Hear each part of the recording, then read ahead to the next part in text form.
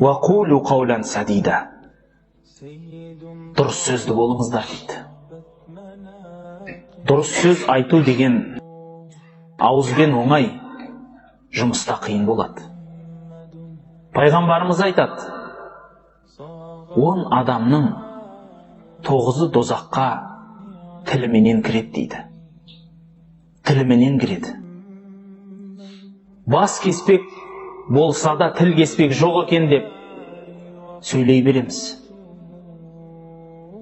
Қазақ халқында әдейі айтылған сөз бар, мың сөйлеген өледі деп. Неге дейсіз бе?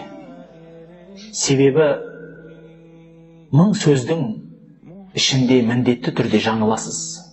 Жаңылдыңыз ба, өлесіз. Халықта көп айтылады ғой, білесіздер. Мына жиренше бір ханның алдында отырғанда, хан жиреншеге ымдап амандасқан соң басын ұстапты.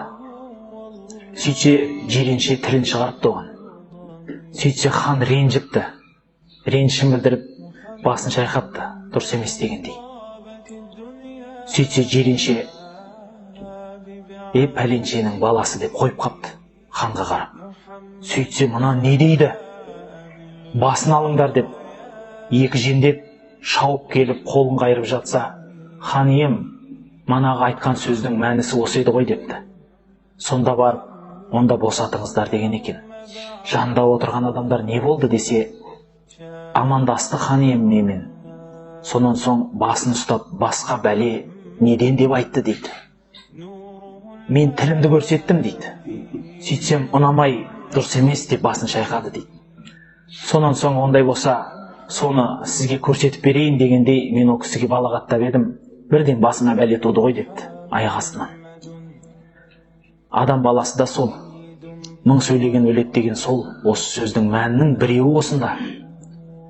Адам өзінің сөзіне берік болмаса, баратын жері ауыр болады. Қазір еркек адамның арасында сөз тасу деген көбейді. Өсек айту, өтірік айту, сөз тасу, жалған сөйлеу.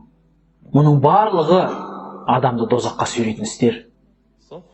Тілге еге болмай, адам өзінің басына еге бола алмайды. Ер азаматты қазақ халқы аз сөзді деп білу керек еді. Арабтың бір шешені айтыпты.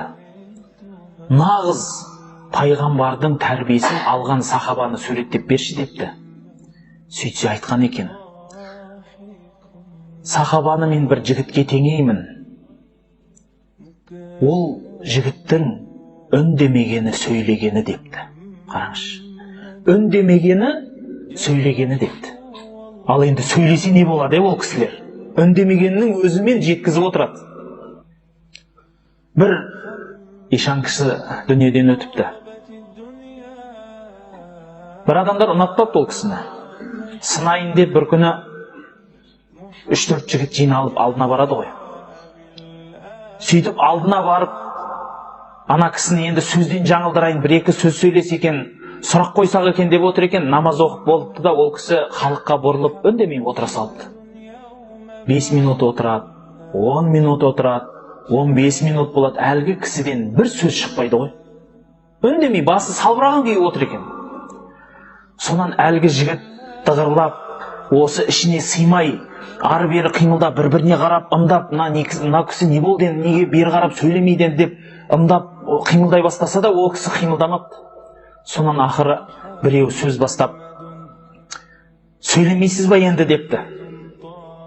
Сөйтсе, ана кісінің екпінінен білген ғой ол кісіні ұнатпай отқанын. Менің үндемегеніме ашуланып отырсын. Сөйлесең не істейтін едіңіз депті. Қараңызшы, менің үндемегеніме шыдай алмай отырсыз. Ал енді мен сөйлесем қалай болады депті. Халайық. Жігіт деген аз сөзді болады. Өтірік сөйлемейді. Сөз тасып жалған айтпайды. Ғайбат сөзден қашады.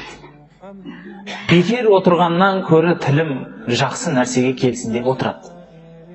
Мына Құранның аяты соны білдіреді. Оқып жүрген кезімізде ұстаздарымның үйлері жақын болды менің оқып жатқан жерімде. жаныма 3-4 адам жігіттерді өзім сияқты оқып жүрген талабаларды ертіп барып зиярат етіп тұрамыз. Бір хадистен сабақ беретін үлкен қария кісі, ғалым кісі бар еді, сол кісінің алдына бардық.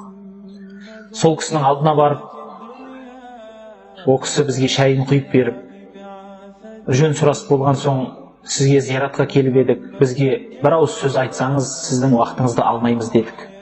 Аса сұрағымыз жоқ, жай сізді көріп, хал жағдайыңызды білсек болды.